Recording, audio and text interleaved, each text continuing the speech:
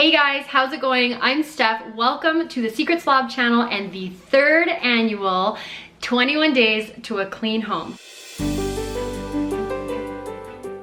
So if you have clicked on this link, chances are your house needs a little bit of help in the cleaning and organizing department.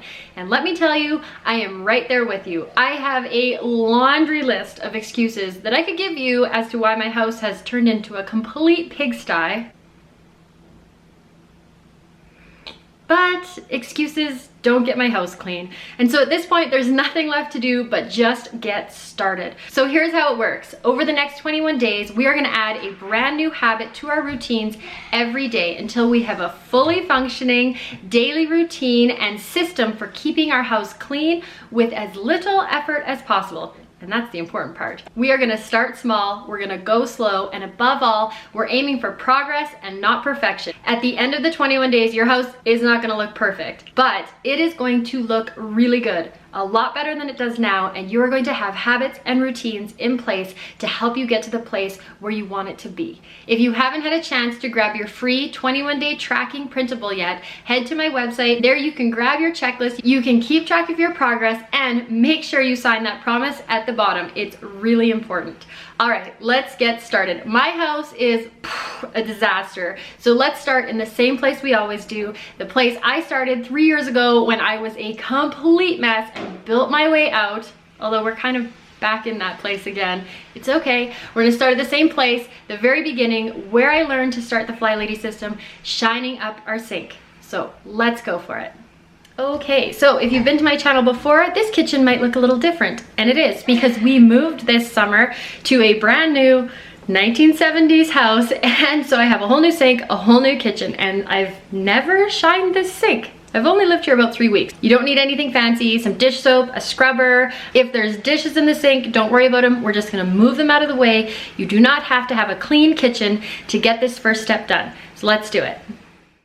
All right, let's get started. This step seems really simple, and I know you're gonna be done in no time, but trust me, this is the perfect place to start building your habits from. I like to keep my cleaning supplies really simple. I use just regular old dish soap and a sponge, and the first thing I do is just scrub everything down. Next, I'm gonna rinse it out and wipe it all out with a dishcloth. Anything that's left over, I might give a second scrub, or in this case, because there's some hard water buildup, we are on a well, I'm gonna spray it down with some vinegar.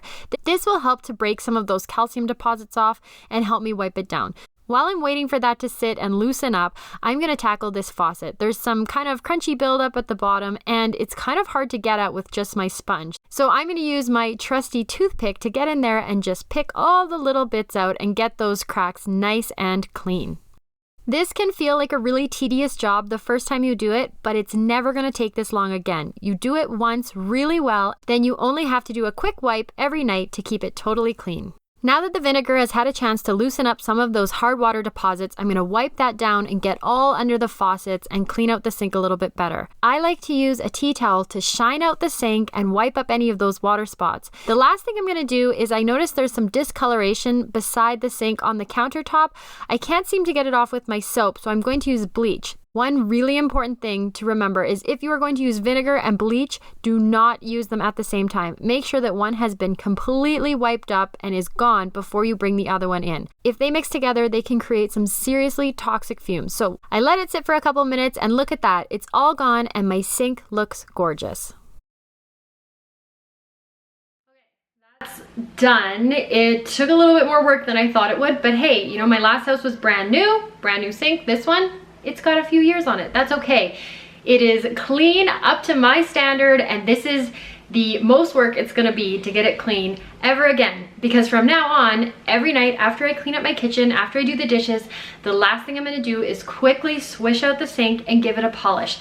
It's never gonna take 10 minutes. It'll probably only take like 30 seconds, but it'll help my whole kitchen look shiny and clean and ready to go for the day. So go grab your soap, your vinegar, bleach, remember not to mix them together, grab your scrubby and get your sink all shined up. Remember, the kitchen doesn't have to look perfect, it doesn't even have to be clean, you don't even have to have the dishes done. Just pull everything out, get your sink shined, and celebrate the progress that you've made today. Step number 1 is done. When you're ready to move on, carry on to day number 2. If at any time you need to pause or take a day off, just pick up where you left off. I'll be right here waiting for you. Okay, So excited you're here with me. I'm so excited. I'm getting back into my routines and refreshing the system for myself and for this new house. I will talk to you tomorrow. Bye. If you want to dive deeper into this challenge, head to my website, www.thesecretslob.com, and pick up the 21 Days to a Clean Home workbook. It breaks down the challenge day by day and helps guide you as you set up systems that work for you.